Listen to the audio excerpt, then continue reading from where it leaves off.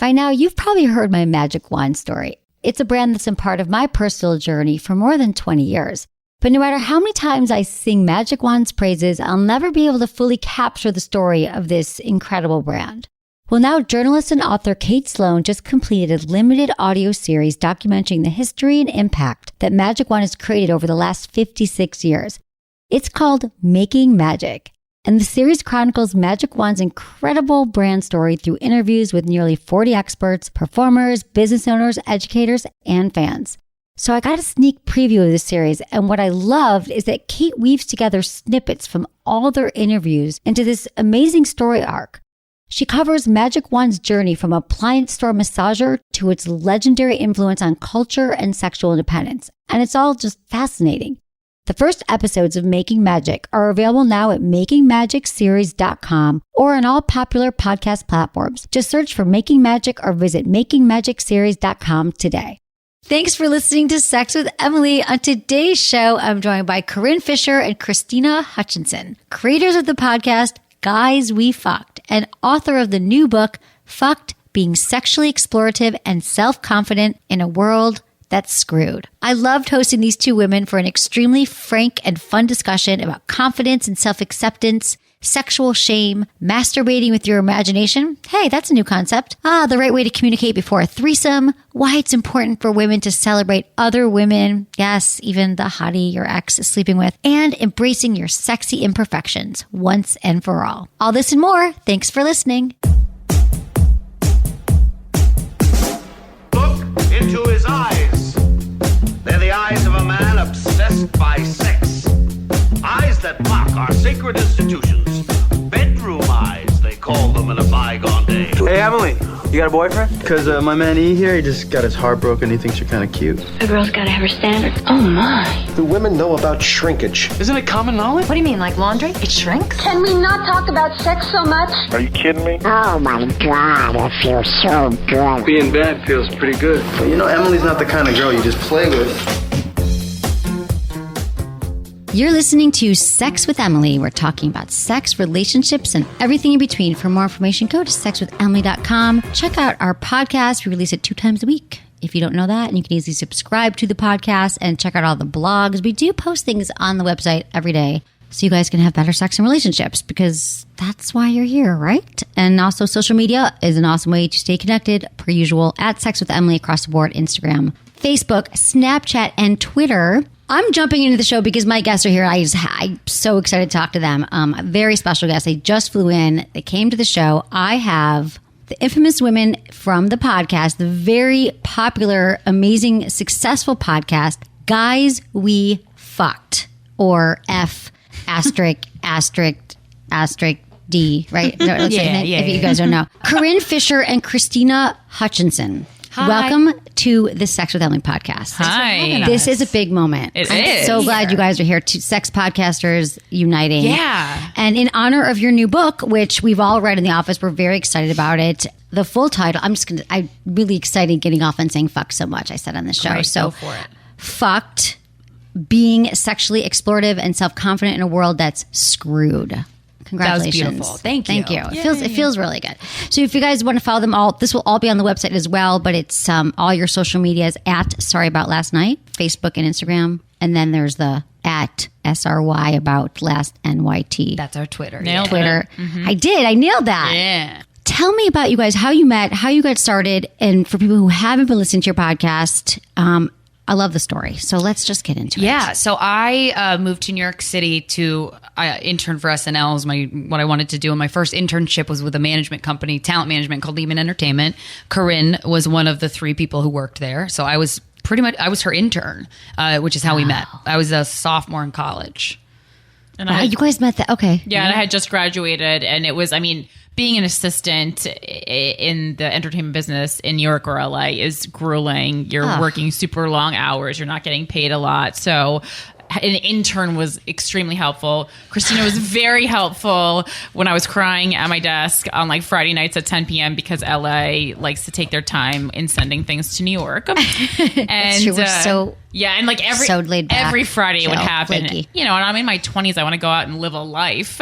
And so Krystyna then approached me one day and said, I'm doing a stand-up comedy show. Would you have any interest in coming? I did. She was very good, very charismatic, funny jokes. And I had been kind of like undercover, been taking classes at like UCB and going to shows, like spending all my nights in comedy clubs. And so we started our comedy duo, which is called Sorry About Last Night, which is under the umbrella that Guys We Fucked is under. Okay. Yeah. So we just started stand up at the same time. We would produce, for Sorry About Last Night, we would produce these like really wild, weird late night shows where we would get like donated vodka and make punch, jungle juice with it, and like drinks for donations. And at the end of the night, we're like, I hope we have enough ticket sales to pay for the venue. I was like he said donated. We were definitely stealing those from like employers. Yeah, we stole it. Right, of course, exactly. The one real estate company I worked for did donate it, but I made it seem like it was Extra. for a cause. Right. The cause was us. Exactly. Everything's better. I was just thinking thought it of was, like, a actually helpful I'm like, should we have some wine? It's Friday afternoon, but we're not. We could. But you had such great chemistry. Did that happen right away? Were you guys taking the classes together? How did you both? I mean, there's so many comedians in the world, We've just right? been working together for a really long time. We were talking about this earlier. Like we have a twin thing. Secret language. You know, Yeah. twins speak a secret Yes. language. We speak that language fluently. Yeah, and sometimes we'll say like 15-word long sentences at the same time, and we're like, "What the fuck?" And we have to go shopping together a lot of the time so that we don't buy the same thing, even though we have different senses of style. Yeah. But we'll come down from the hotel lobby before our show, and then we're both wearing the same thing. We're like, "Oopsies." Yeah, when we're on tour, we're a very interesting track record of coming down in the same color and style where it's too close. We each guys choose are to go so good. formal the same time or casual the same time. It's weird. I think it's maybe we understand the Guys We Fucked audience so well that we know what outfit is called for on any given day in any given location. That's a better way to say That's it. a That makes us great. look I better. love that. There you go. I love the positive because you guys are both like glass half full. No. I mean for comedians. No, I read That your was things. me bullshitting. Okay, fine. But who really? But She's glass half full. aspire. She is empty. Glass empty. Totally empty. She is Yeah, empty. it's pretty empty. Mine's overflowing. Well, that's why you guys balance each other out. Yeah, yeah, We all need exactly. that, right? So and that's in the part of the middle humor. is That's the perfect. reality. And we all go down and up. Let's be honest. Like I would like to say I'm glass half full, but a lot of times it's it's dark. But Yeah. you guys help each other see the light. Sure. And you help your listener. Well, Well, one thing we have in common is our sense of humor, and we both like laughing at dark shit, like really uncomfortable things, and so that's what bonds us. I want to hear the story about when you actually started, like the whole like let's do a podcast about Guys We Fucked. Okay. Take it away, Corinne. I mean- Corinne, this is your story. The very clear impetus for this was me being dumped in a Panera Bread by this guy that I was dating for 2 years. And I mean, not just any guy. I thought was the person I was going to spend the rest of my life with. I called them my idol couple. I'm like, Yeah. you guys Really? are so cute. I want to be like you guys. And it wasn't fake. I mean, It was a lot a of great it, relationship. A lot of it was But great. you were like in your 20s, not early 20s. It wasn't the age. It was. I mean, he was 30 when we ultimately broke up. But I mean, it was. I think it was just like It was when- your first one, right? Your first serious relationship. I had a 5-year relationship before that. Yeah, I mean, it was just. I needed to go on in my career, and I was more like supporting him in his career, which is I think what a lot of especially men need. And now the person he's with is that person, and she seems great and like a great fit for him. But, I also think that she maybe has some dreams that she didn't pursue fully. It's tricky, right. Because You're she was like- supporting him. Right, I got it. Okay, so you got dumped in the Panera Bread, which isn't even a great place, let's be honest. I I love was Panera. just there last night. Really? And I I kicked. don't- There's this homeless guy who was very schizophrenic, and he was saying racial slurs, and I was like, "You need to leave."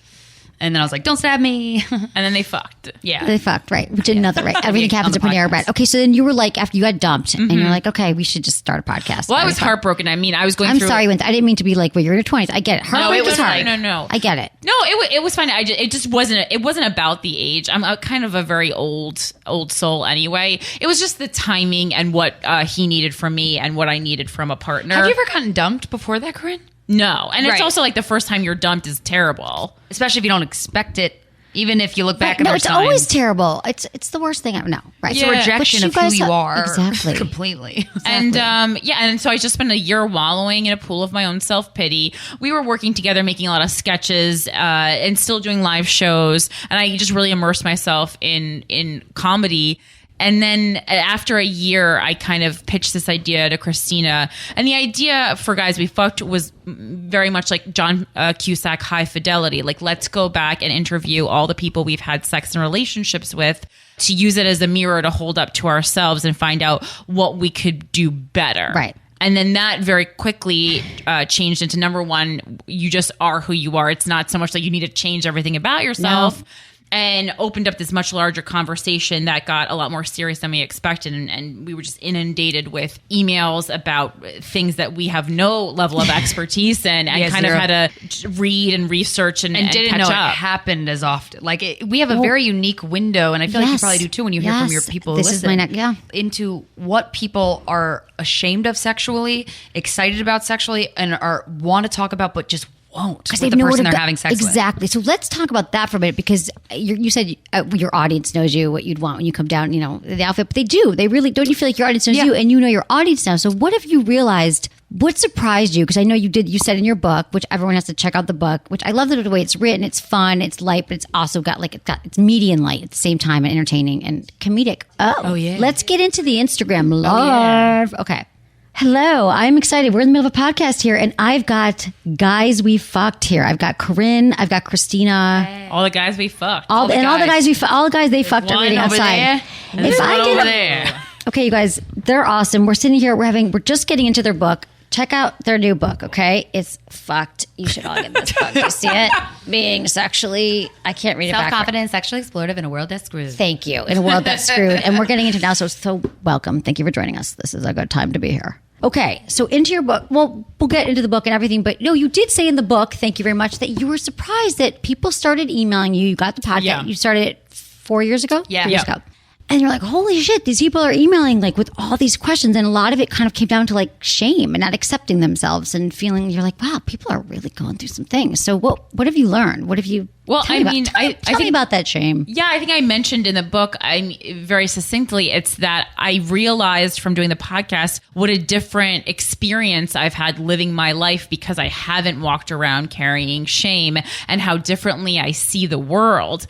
And I think that's like, for my half of the podcast, I think that's what I'm really bringing to the table. Just, when people come on and tell their stories or email us, sometimes I'm just sitting there and I really just feel so disconnected from these people, because I can't imagine having gone through these 32 years of my life carrying that weight. Like, life is hard enough feeling good about yourself. Right. So if you hate yourself and are ashamed of what you look like, what you love, what you believe in, I mean, that seems to me like an impossible feat. It is. But you were saying, though, that if you're more glass half empty then. Yeah. You don't have a lot of the shame. So where does all of your other stuff come from? The reality that people are terrible and the world is a bad place. And for me, what's our purpose on the planet? Existential angst? It's like purpose. I mean, I sometimes I can't fall asleep at night just because I'll watch like something like the confession tapes on Netflix, and two young men were wrongly accused of murdering the one guy's parents, and then I can't sleep for a week. Right. I mean,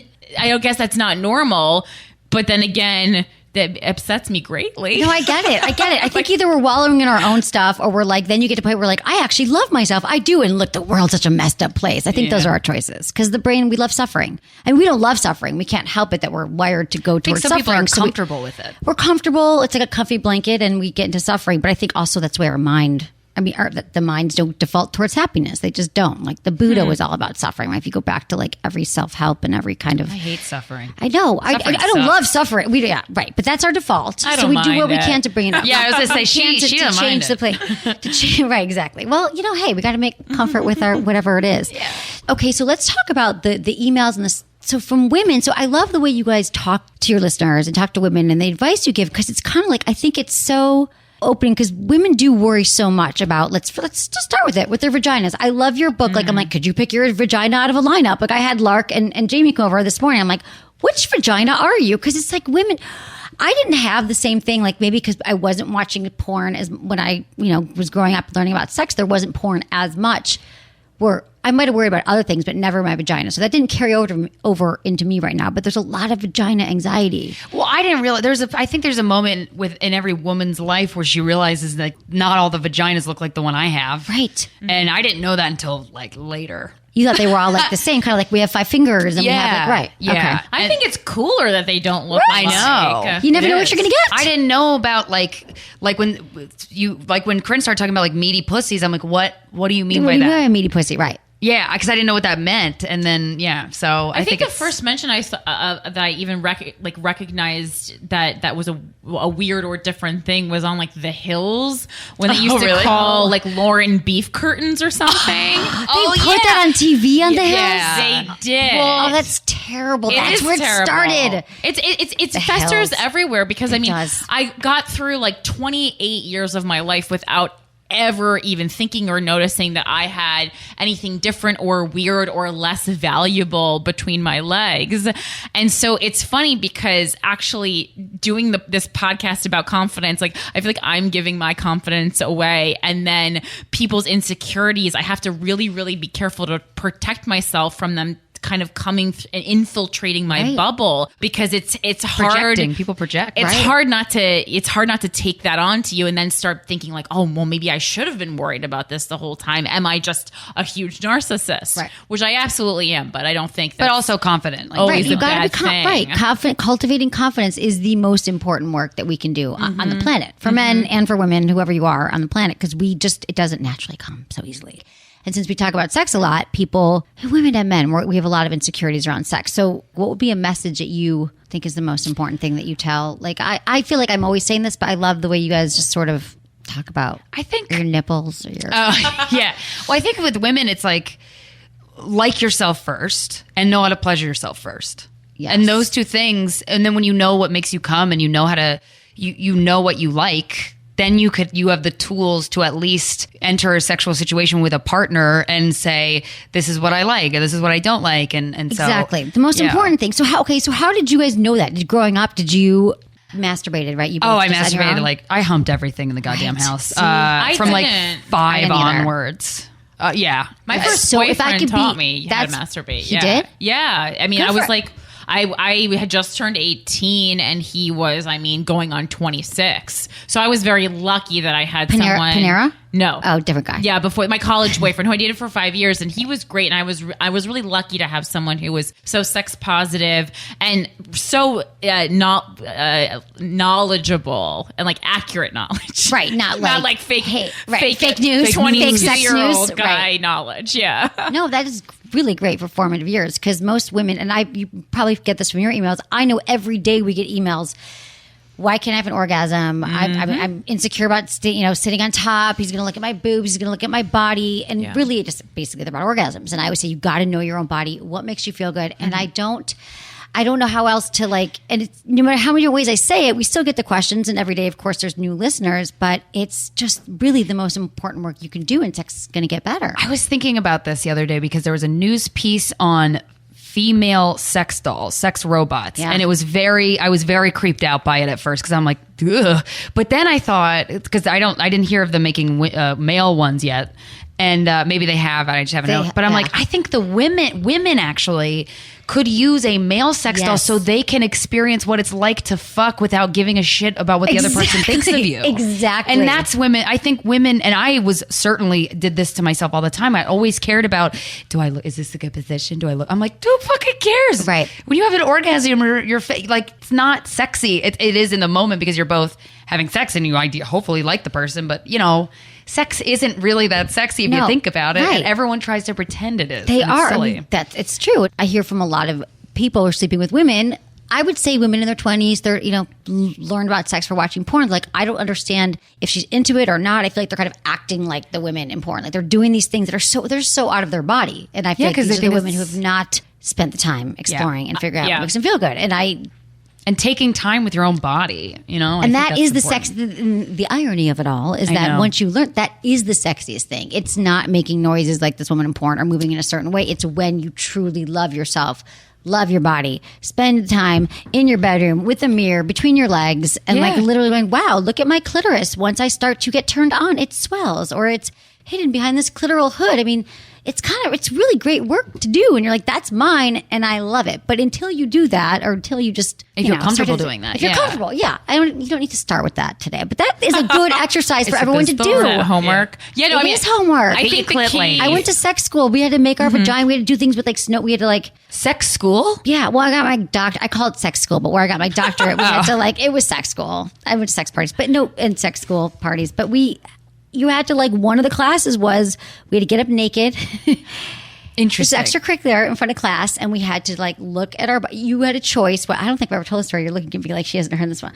No, but we had to get in front of class. We could wear clothes or not. I think I wore underwear, but took everything else off, and we had to say like what we loved, what we didn't like, and wow, it was really intense. And then we had to. Yeah, I know, but it's really cool because you're like, why don't I love this? And I looked at it. I'm like, do I really like hate my neck or whatever it was, my like elbow? And you're thinking, oh no, I'm actually, I'm beautiful the way I am. And then we have to go home and dance around and do all. It is like shame is made up. And I remember I've had this example for when I was in 4th grade. I remember we did a project, like a fact sheet about ourselves, and we had to write down our weight. And I remember overhearing a woman go, I'll never tell somebody what I weigh, or never, like days early or whatever. And I was in 4th grade. So I remember writing down my weight and covering it up. And my teacher was like, why are you doing that? And in my head, I was like, women are supposed to feel insecure about their weight, right? And so I'm like, I don't want anybody to know. And I was in 4th grade. My God. And I remember from your mom or from your... Not my mom. My mom, not at all. I got a lot of shit from my mom. Right. Don't get me wrong. We should throw the moms under the bus, but not that, right? No, not with that. But I just remember overhearing it and going, oh, I guess this is how we behave. I don't know. And so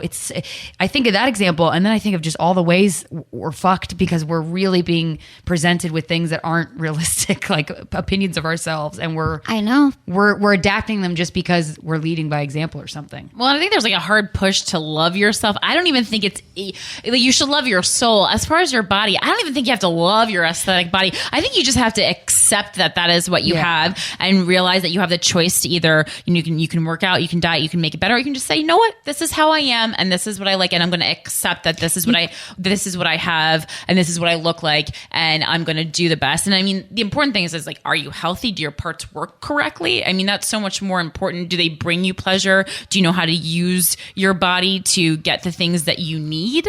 That's more important. So like, not love, just even be neutral. Don't hate. Yeah, just accept. Like, that's all I have.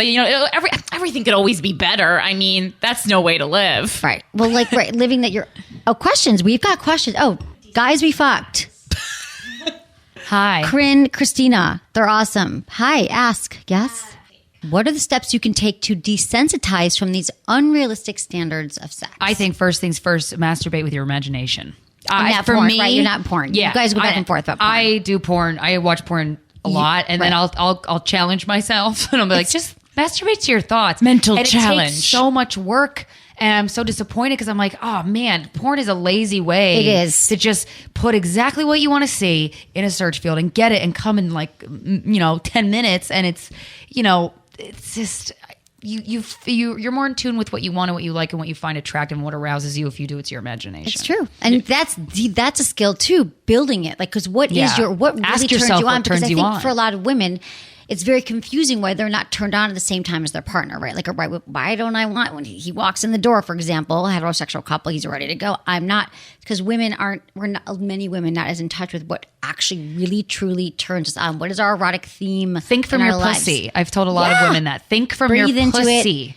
Right. Think from it. Right. Come up with your own stuff, because then it's just more top of mind. I think that women, they get blindsided. A lot of them, they're like, I didn't even know sex was happening or was coming, or I don't know what I like and I don't know my body. Yeah, I mean, I think when you're using your imagination, a lot of times you're going to be using real people in your life. So they're imperfect already to start with. And I think that's interesting. So you know them, it humanizes them, and it highlights imperfection as still being hot. Whereas in porn, you're seeing like the person acting their sexiest, looking their sexiest, and then I don't know, it just feels like a big show to me. I like porn, I digest a little bit.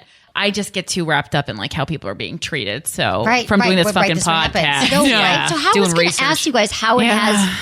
Did we answer that? We answered that. How do you think it has changed your views of sex doing this podcast for 4 years? Because first of all, I feel like there's so many questions about being kindred spirits in that way. Like we've been doing this, and then also I've talked about dating. But go ahead. How has it changed? Well, one thing I didn't think that I think now is I truly feel like 97% of women have either been raped, sexually assaulted, molested, something. And half of them who at least email us have never told anybody. And I never understood why somebody would stay with an abusive partner or why somebody wouldn't report a rape. And now, oh boy, do I understand. Oh, yeah. Hearing horror stories of like, I went to the police, I did all the right things that you're supposed to do. And then they just asked me what I was fucking wearing. Right. And I'm like, what? Right. Well, you should have worn it button to the top. Right. Yeah. Terrible. Right. I mean, for me, it's been kind of nice, like, because we talk about sex so much that I don't have to think about it in my regular life as much. So it almost created more space for me to care about other things. So before the podcast, then you were then consumed with sex and relationships, or just how to have... Yeah, more. I mean, more so, just definitely like more interested in sex than I am now. Not that it's so weird to say. I'm not disinterested in sex, but I just like talk about it. We talk about it a lot. Other things are... I'm glad you guys have each other. Like, I feel like I have my staff too, but we're like, you talk about it all the time, and you're like, people ask me, do you get sick of sex? Talk about sex, and I'm like, I don't get sick of it. It's a lot of topics under the umbrella of sex that I didn't even realize. Oh my God, it never ends. Right. But you were saying that... yeah, I can make room for other things in my life, and realize that other things are equally important to me, if not more so important to me. But do you feel like it's improved your sex life? It sounds like you guys came out of the womb like, your bodies, you're humping things. I wasn't like that. So I had to shame for sex. Because when I told my mom I lost my virginity when I was 15, 16, I was in a restaurant and she had never given me a sex talk. And then she like walked out of the restaurant and didn't talk to me. But the crazy thing is, when she found out about the podcast, obviously I withheld the title of it managed to do that for 3 years. Wow. And then she found out because somebody she posted saw the about book. it on Facebook. She didn't see the book at that time yet. Right? Everyone should buy their book. Check it. My brother texted me and goes, "Mom knows," and I knew exactly what that meant. Right. And so I didn't call her, and she was kind enough to not call me and yell at me, and she just waited till she cooled off to have a conversation about it. And then come to find out why she had that crazy reaction when I was 15 years old to me losing my virginity. She was sexually assaulted when she was 11, and when she heard I was sexually active, she was so afraid that would happen to me. And I was like, you would have gone to the grave without ever telling me that. Exactly. We don't ask enough. My fucking mother, even my mother, like, wow, that was insane. That was an insane moment. Right. And she probably hadn't even really thought about maybe or known what, that's why she reacted in that way. That's why this is the problem or the crisis around sex education, which I truly think it is, which is why I think it's so great that that we're all doing these podcasts and you got people are listening and they have places to go now where they can actually learn some useful information rather than people are just hiding it from us or repressed. They're repressed or they don't know how to talk about it. And I don't think we necessarily want our parents. I don't think we want to hear about sex from our parents. Yeah. So that's where I'm kind of, my head's going to this, like, what's the bigger thing around sex now? I'm like, I want there to be stronger sex education. Yes, I can't talk to everybody. That's where it starts. But I think it's like a peer thing, maybe if you're training peers in schools or it's the aunts program or something. Because I've been an aunt. I have 3 nieces and then all their friends, we get on FaceTime and I'm like, okay, this is what we do. But it's like, what do we do? Because our parents might have failed, but I don't even actually think if I knew what the questions were. Like my mom was always like, if you have questions, you should come to me. I'm like, gotcha, I will. Like I didn't know what the questions are. And even if I did, I don't want to hear about you having sex at all. I agree with that. Is there, because you were in politics, I have a question. Yes.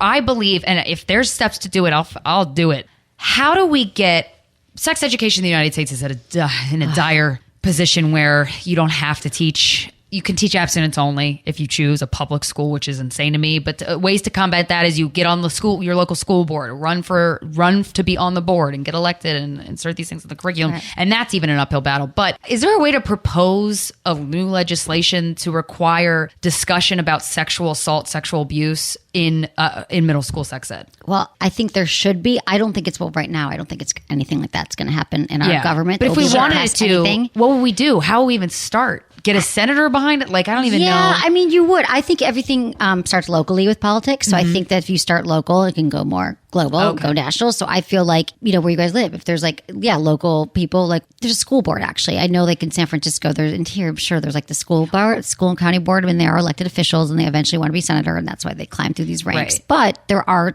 school boards that are supposed to regulate those kind of programs. And you can be on a school board even if you don't have a kid. And I could be on my local school board in Manhattan. You could be on the school board. Yeah, you could totally be on the school board. And it is because I'm paying the taxes for that. You're paying the school. taxes. That's where you would start. But I think a lot of it is programs that come in from outside of the school. That's like a nationally recognized program that is sort of, maybe it's like some kind of digital, like it's online or it's an app or it's something. People come in and speak as well, but I don't think it's coming from the schools or the government. Each school has to decide if they want it, and then maybe there's some kind of, because the DARE was a government thing, right? Because I knew Corinne has a bit about DARE in her stand-up, and it's like, we know all about angel dust and PCP, but we didn't ever know that women had orgasms because that's not required for pregnancy. Right. Well, we didn't know about orgasms. We knew about pleasure. It was all about fear-based education. And so I literally think if we want something to happen quick, it's not going to happen through going through that.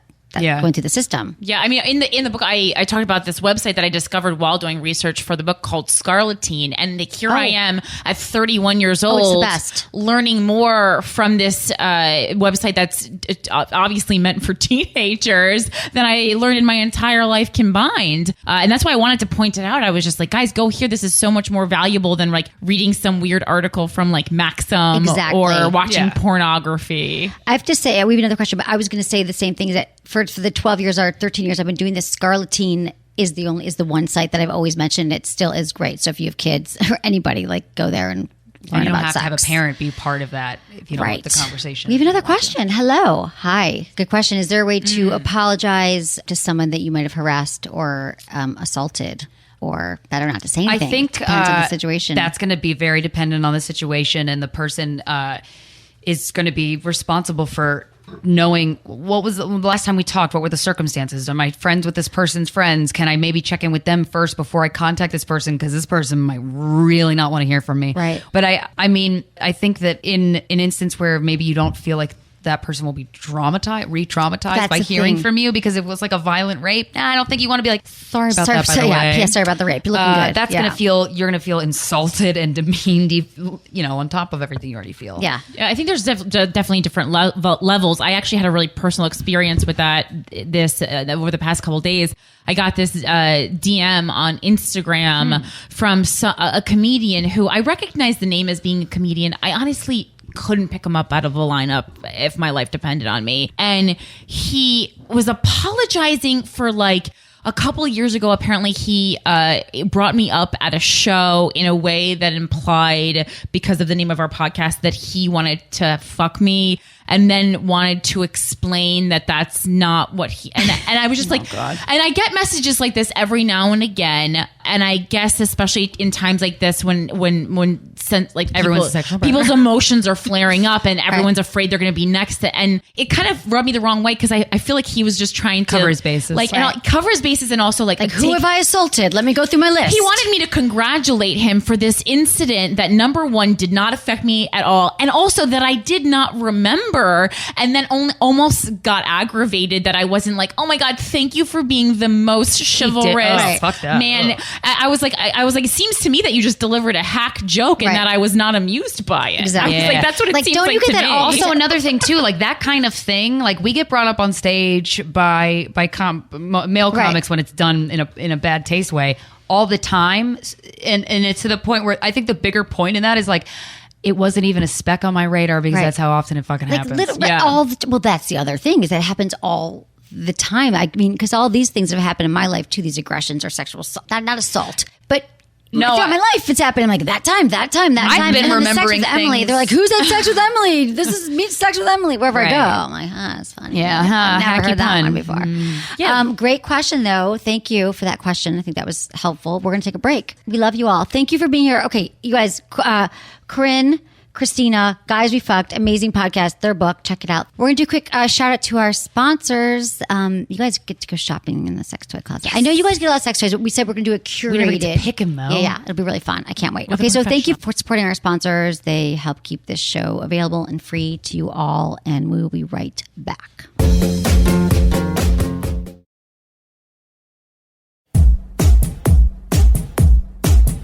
In your book, Fucked, being sexually explorative and self-confident in a world that's screwed. I love the term femasculated, because I feel like a lot of the things that we hear from women too, what is it about comparing ourselves to others, right? And I was, I learned this at a young age. Like, I'll never be as good as being someone else. There's always going to be somebody, right? So better, I feel like hotter, I learned this, whatever. right? So I don't do this. I mean, it's not one of my things. Like, thank God I have other things, but I don't often compare or think, why aren't I like that? Or why, I do so many other things. Neither did I until that was a way that, until what? Until, I didn't either until the ex-girlfriend. Well, let's that talk about haunted the my femasculation of you, of Krystyna. But then let's talk about the femasculated, feeling like you're never good enough as a woman because we're constantly comparing ourselves to other women. Let's help women with this plagues us. So I always kind of felt in my head that I was the hottest person the boyfriend that I had at the time had ever dated, and not by a landslide, but like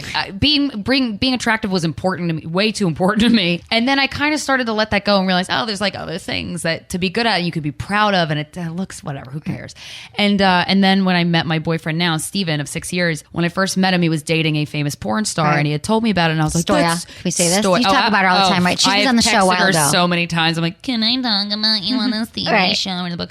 And I was like, that's amazing. And then Steven and I had like a really instant connection that I filed him under my head as you can't date him, he's a girlfriend. So I kind of like categorized him there. And Stoya is a porn star who is beautiful, intelligent, really geeky and into doing porn and making porn for women from the female perspective, and like she rules. Right. She fucking rules. And so when I met up with Steven a year later, and he was like, yeah, my girlfriend dumped me, and I was like, oh.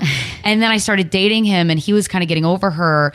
That was the first time that I felt so threatened by Stoya, and that would be tough. Yeah, and then for the longest time on the podcast, I didn't say her name because I didn't want to talk negatively about it. I feel gossipy, but I did have these feelings of like, she is so sexy and so effortlessly sexy, and that is not who I am as a woman. I am a goofy person. I am I'm sexy in a totally different way. So I felt so undervalued compared, like, he was dating this crazy, exciting roller coaster of a person, and now it's just, hey, I'm Krystyna. Right. And so I felt like shit about that. And then I was like, there is no word for the female version of emasculated. That's so fucked up because so many women always compare themselves to other women via the advertising industry and every billboard and every commercial. So true. And so, yeah. And then interviewing her was like one of the most nerve-wracking experiences of my life. Did you interview her on the podcast? Yeah. Okay. 3 years into the podcast. 2.5 maybe. Maybe it was 2. But it was 3 years of me feeling that way about her. And I remember one time having sex with my boyfriend. This was during that stage. And I wanted to tell him so bad, I feel like you don't like me as much, and I feel like your last girlfriend is so much sexier than I can ever be, and is better in bed and is capable. And I wanted to. I remember sitting on the edge of the bed and wanting. I'm like, something is not letting me say the words. And he would have been so receptive to that conversation, but instead, I was acting bitchy to him or acting like I didn't give a shit and sweeping it under the rug. And like, when you feel that way, you gotta go internal, but you have to start confronting it. Yeah, right away, absolutely, because it's going to surface into something very ugly.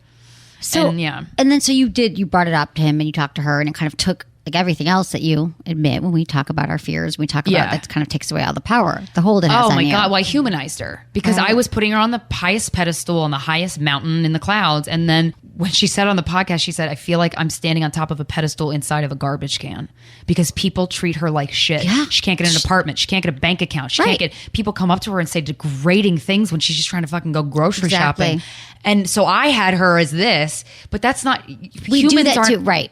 And so you can't put anybody on that pedestal ever. It's not healthy. It doesn't make any sense. And especially when you're doing it to the detriment of your own soul. Exactly. So that made me go, and I just felt all the weight of 3 years. Of I can imagine. Well, I love that. I mean, first of all, that's like an extreme, like your ex was dating a hot porn star. Her you happen to know. Well, and she's like hot and cool and smart. You can't be like, at least she's dumb. Or you have to be like, she's everything. When we aired the interview and people were like, it's Stoya? Oh, I didn't know it was Stoya. I would have felt like shit too. I'm like, all right. Settle down. But the reason why I like that story, because you've come through that. You've obviously, it helped and probably brought you closer. Now your sex is even better. Who knows?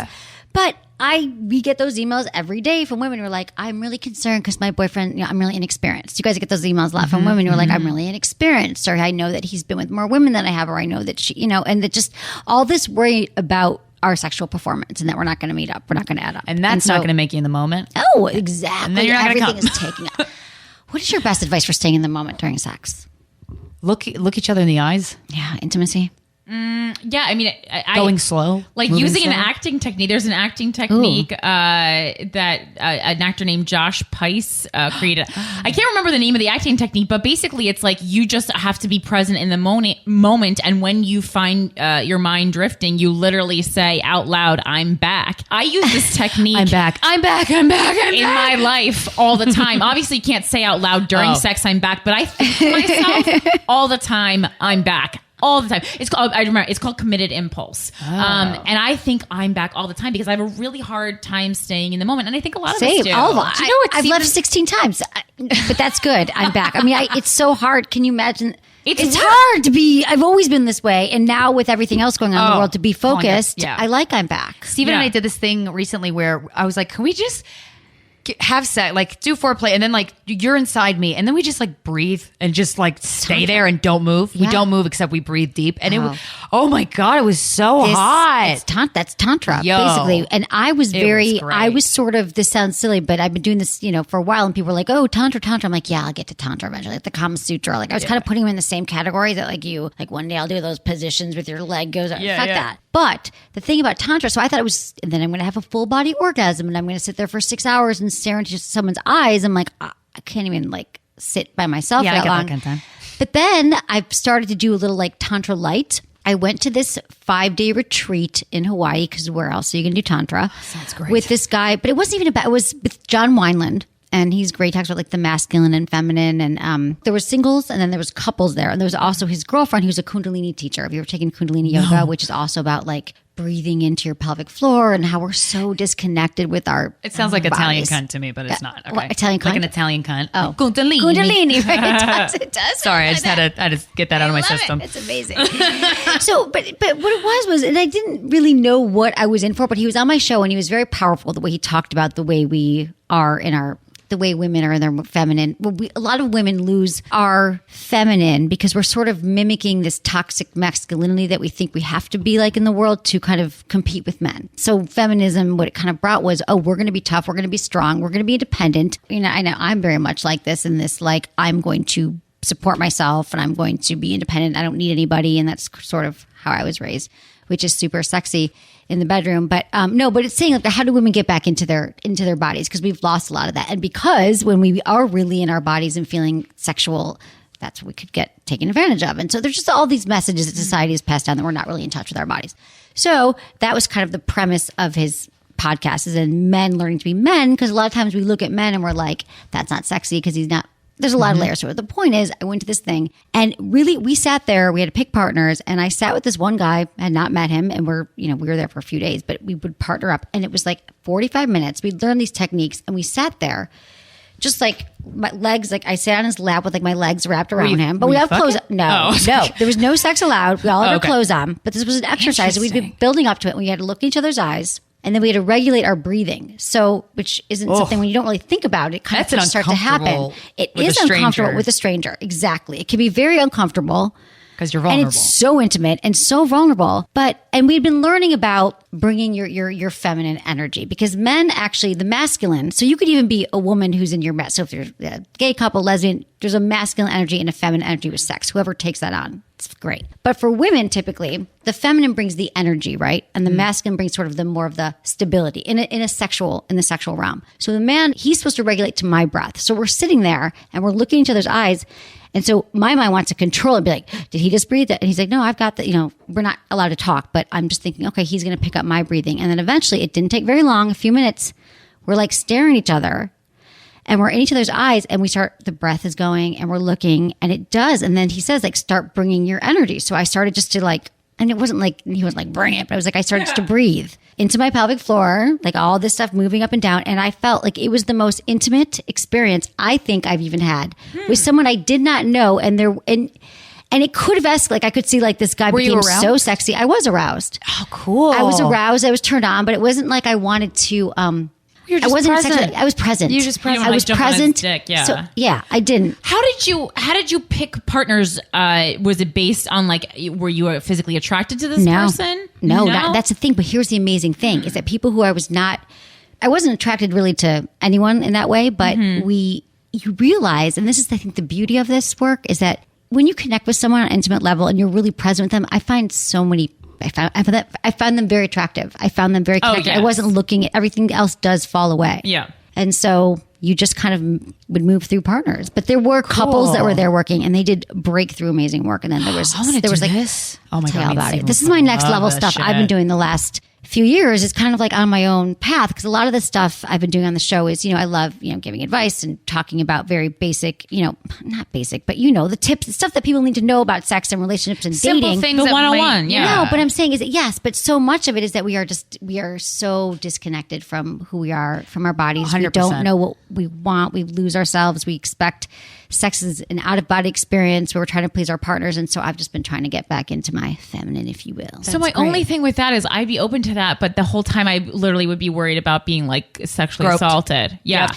But people who are going to take this court, you're in a safe space. Yeah. I don't know, but I don't trust. I think some people, I know actually people in like Who have the been sex assaulted world and, who like, have taken advantage of that position. So like, how do you, what's But it your happens advice? in yoga. It happens if you work at IBM. It happens everywhere. it happens. So how do you like kind of like calm yourself down? And it's like, and not be cautious, because that's going to make you not present. If you're like, Right. are you going to fucking touch me weird? Am I I feel like you got to pick your people. You got to pick. Like I knew, you know this too. You probably know a lot of people in this sex and intimacy space. And I haven't talked about. Note to listeners, I haven't really gotten into this retreat that much, and I really would like to. But I feel like we were in a safe space. Everybody there, we'd been there for 5 days. This wasn't the first day. It wasn't like sit down and wrap your legs around someone and look in their eyes. So I kind of knew. That makes a difference. you got a vibe. But here's the thing. We learned this, and there was a few guys that I would pair off with. We'd do another thing where the guy had to do, not pair off in the room though. Yeah, We're in a yeah. big room. Sure. And he had to do this thing where he was like, without speaking, he had to summon me over to him, like just not summon, but like to show see. that I beckon me, like would I want to go sit on his lap? And I just felt like I got this like creepy vibe from him. I did, like not creepy, but I was like, That's interesting. And then I had to tell, so I told him, I said, I'm feeling not connected. He's like, well, what? And then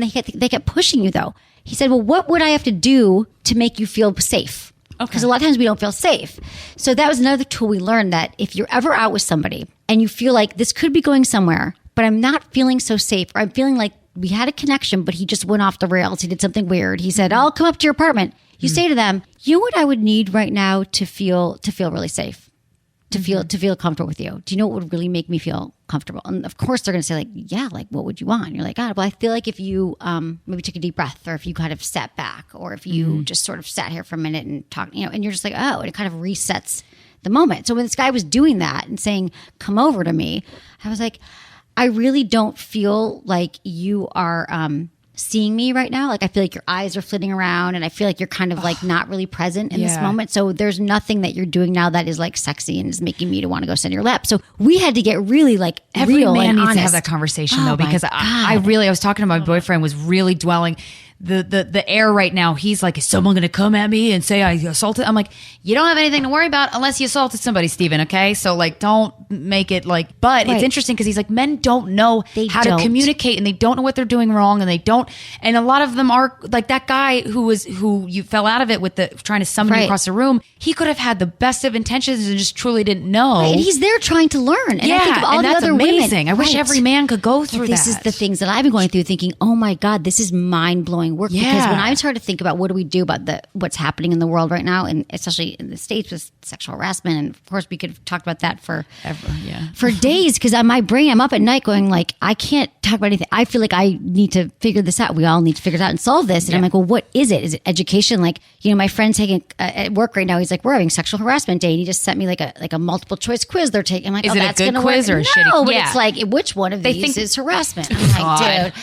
So I'm like, that's not going to work. Like I had to take that at CBS radio, but it's really just men and women have not learned the right behaviors and how to deal with each other, like in the workplace. If it's not sexual, then what is the appropriate way? Then what is it exactly? Well, I think Right. masculinity. I think there's this great documentary on Netflix called The Mask I Live In. Yeah, the mask I live And in. it Jennifer's was- my friend. Oh my wife did God, and she that did one documentary, it's the so heartbreaking interviews with little boys about them. They I can't act cry. like a girl. I can't tell tell people how I'm feeling. That'll make me seem weak or girly. And I'm like, oh no. And I was at weeks before I watched that, I was at a pool with my friend, and this dad and his son were in the pool, and he was about to jump, and the dad goes, come on, don't be a girl, jump in the pool. I'm like, oh no. Right. Well, that's where it starts. But I think feeling deserving of pussy, straight men. I think that's that's a big thing of, even if they don't outright say, I don't feel like I deserve stuff, but a lot of the actions would say otherwise. And it makes sense given what you're taught to be as a man. Right. What is a man? And then that's so toxic. It's so toxic. And then we're told, which is what we,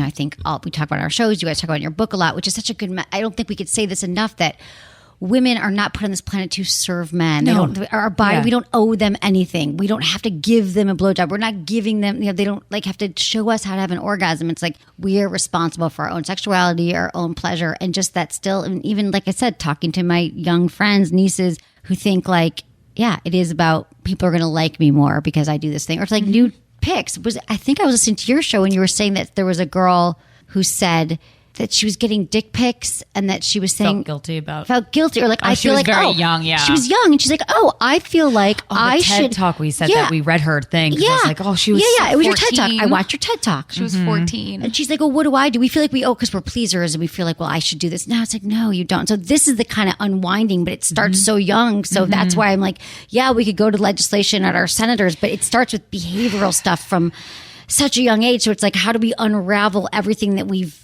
been taught? And with the environment right now, it's like, wrongly. Is Louis C.K. a bad person because he did some really shitty things? Like it's this like, you're either great or you're a piece of shit. And it's like, well, you can also be both. I think you can be both. And Absolutely. And one of the things that I've been so fascinated with the podcast is I've solicited emails from rapists on the podcast. I'm like, statistically, we hear about rape victims every goddamn day. There has to be somebody. And the latest one that I remember reading was this guy who said he would see all these douchebag guys lie to women and play them, and they would get laid, and he would never get laid. And so by the time he turned 30, he cracked and we put ads on Craigslist and raped the women. And I was like, to me, I was like, well, the first problem here is you thought you deserved. Right. Because he gets it, you deserve it. Like, that's not, it's just, I know there's so much. There's so many layers. There's so many layers. There's so much to do. But I think that even just these talking about this is so important to let women, and I'm worried about men too, but I'm worried about, I don't know, just everyone. I know. Keep doing the good You could work. be more worried about women. It's okay. I guess I feel like I say it all the time.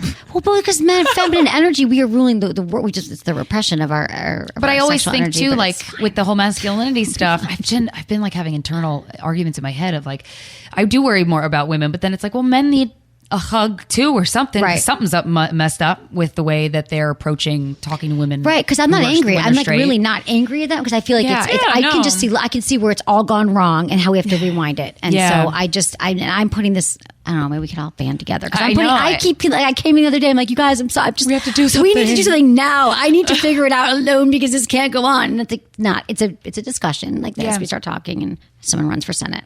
Not me. I've done too many drugs and stuff. Okay, should we do emails? So is everybody. You guys, right? We've got emails. Cool. Okay, thank you guys for staying here. This is really fun. Oh yeah, of course. Thanks for having us. Okay, so emails. You guys, thank you for emailing me on the show. If you have a question you want me to answer, that's amazing. Text Ask Emily, all one word, to 797979. Or you can also, when you do that, let me explain this.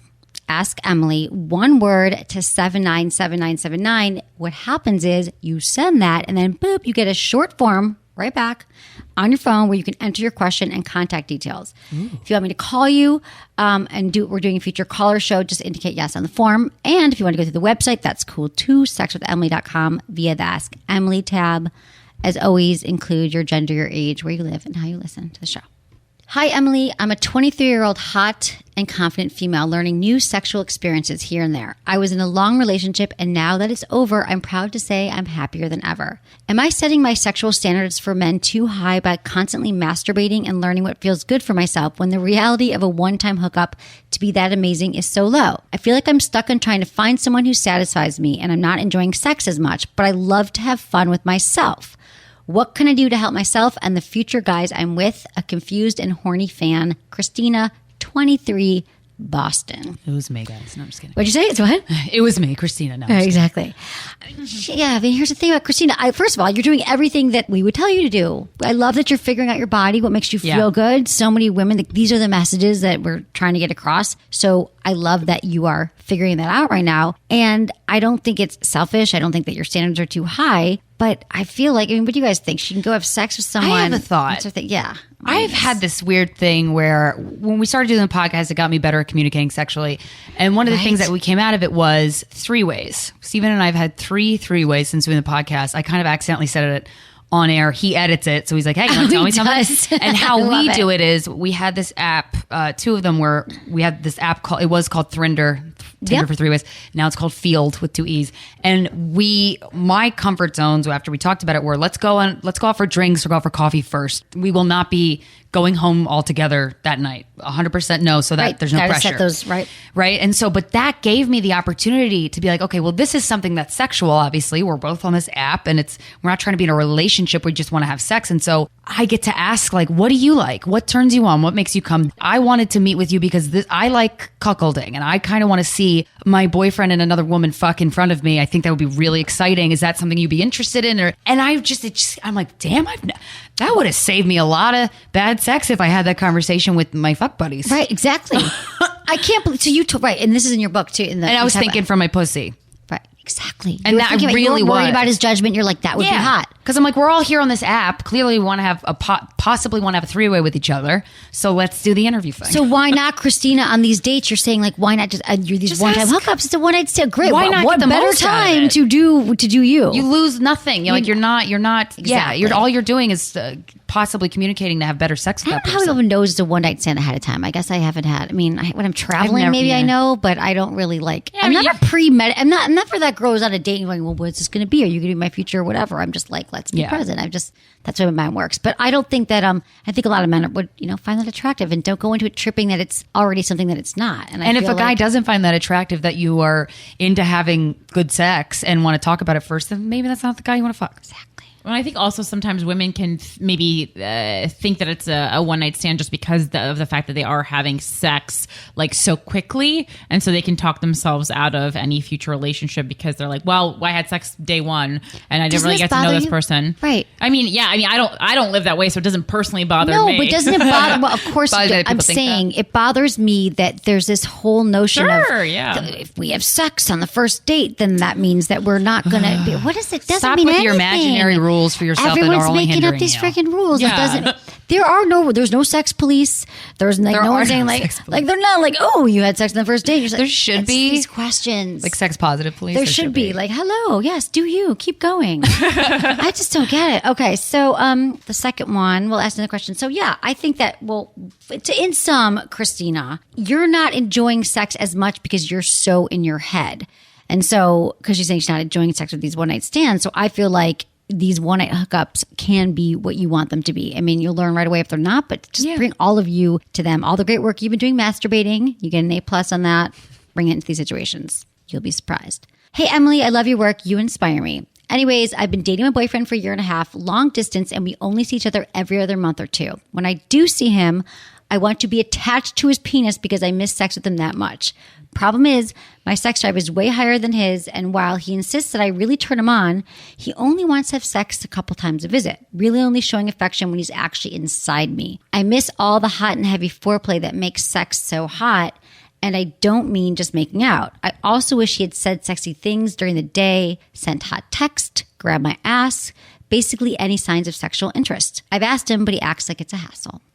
I love my boyfriend and it's the best sex I've ever had, but great sex takes effort on both sides and he's not pulling his weight. Is there a way I can gently help him see I need more from him? I feel like we're doomed to have the same vaginal intercourse for 10 minutes before we go to bed every single time. Suggesting new things is becoming exhausting because he never picks up on what I'm putting down. For now, I'm stuck having sex on his terms because it's the only sex I can get. Please help. Aaron, 20, Maryland. I'm Best sure you guys have sex seen you ever Frasier. had. I hear Well, this all she's 20. Oh, yeah. Okay, so this is what I'm saying is that I hear this a lot from young women who are like, this is the best relationship I've ever had, the best sex I've ever had, but you're 20. And you can't tell everyone, well, you're 20 or 18, which is like you want to do a lot of times. Of course. Because when you're 18, you're like, no, but I'm really in love and I'm going to marry this person and it's the best sex I ever had. So, I mean, I get it. Your sex drives are not going to match up at this young age. And I think that changing, doesn't sound, it's not good. Right. It doesn't sound sexually compatible. No, it's not the best. If you've already had the conversation. And also, like, you can't, I mean, just when you're that young, I don't think you're emotionally mature enough to handle the complexities of a long distance relationship where you're only seeing someone like once a month. Right. That's a really, really challenging thing, even for adults who are really comfortable with themselves. I can't imagine trying to navigate that at age 20. Exactly. There's too much change going on. There's too much finding out who you are. So I feel like you're probably kind of like freezing yourself because you're constantly waiting for this other person. Yeah. Instead of just consistently developing. Yeah, it's true. I know. I believe that long-term relationships you should only pursue them if you eventually have plans to be living in the same city. Like, give a time limit. It could be happening in 3 months, 6 months, 9 months. Right. And also, you're very young. You are 20 years old, and that you're already having all these sexual complications. Like, I thought I didn't get to the bottom of it. I'm like, how old is she? She's 20. It's like, it just already sounds really, really complicated. And you could actually be with someone right now who's in the same city, and you can work on these things. And I do believe, though, for anyone listening, because this is a very common conundrum, that you're like, how do I get my partner to do what I want? And I've already asked him for it, and he didn't hear it. Well, when we're asking our partners for things sexually, the thing is that it's a whole new behavior. So if someone just says once, like, I really wish you would go down on me more. Let's say we hear that a lot. Just hearing that, your partner's like, oh yeah, I get it. You want more oral sex. I'll get on that. And then the next time you're having sex, they might not remember. They're not really sure. Like, I did it for a minute. What does that mean? And I don't think that we often have enough information about changing behavior or what that even means. So maybe the partner's not going down on you, for example, because they think you don't like it. They don't know what there's just so many layers to it. But when we think we've told someone something once, we get mad. We're like, oh, I've told them once that I want this. It doesn't work. That these conversations around sex need to be much more expansive and detailed. And so you can't write off a person or a partner because you had that, once or twice and then it's done. Like these are the kind of things where you have to figure out how you both learn. Because it's learning new behaviors, how you both listen. And so just because we think we told our partner something a million times, we probably haven't. They probably didn't hear it right. There's a lot of layers. Also, too, I like with the going down on. And I always say when I talk with Steven, like I would say I love when you go down on me. Right. It's like my favorite thing in the world. Like if that's what I wanted to communicate. Right. And then that's what he tells me too. And then I respond to that because I'm like, oh, okay, I'm going to do that because I want to please him, Exactly. So always pleasing, always saying like, exactly, the compliment sandwich. I love, God, that felt great. I love when you came in and you went down on me. That when you were kissing my neck earlier, I don't know what you were doing. That was amazing. Yeah. Yeah, reinforce. We love that. Okay, guys, this was fun. Thank you You're so awesome. much. Thank you for being here. Corinne Fisher, Krystyna Hutchinson. Guys, We Fucked is their awesome podcast, the anti-slut shaming podcast, and Fucked being sexually explorative and self-confident in a world that's screwed. Everyone check out their book. Check out their podcast, your social media. We said, shout out again to it. SRY about less NYT on Twitter. Sorry about last night, everything else. I'm Krystyna Hutch. I'm on Philanthropy everything. Gal on everything. Yeah. You're doing great work. Thank you so much. Thank you. Congratulations on your success. Thank and all the work you're doing, helping people. It's amazing. Thank you and so you guys much. are hilarious too. Their podcast is super fun. Thank you for being here. Thank you everyone for listening. Thanks to my amazing team. Thanks to Ken and Jamie, intern Shannon and Jenny, producer Lark and Michael. I love you all. And thanks everyone for listening. Was it good for you? Email me feedback@sexwithemily.com.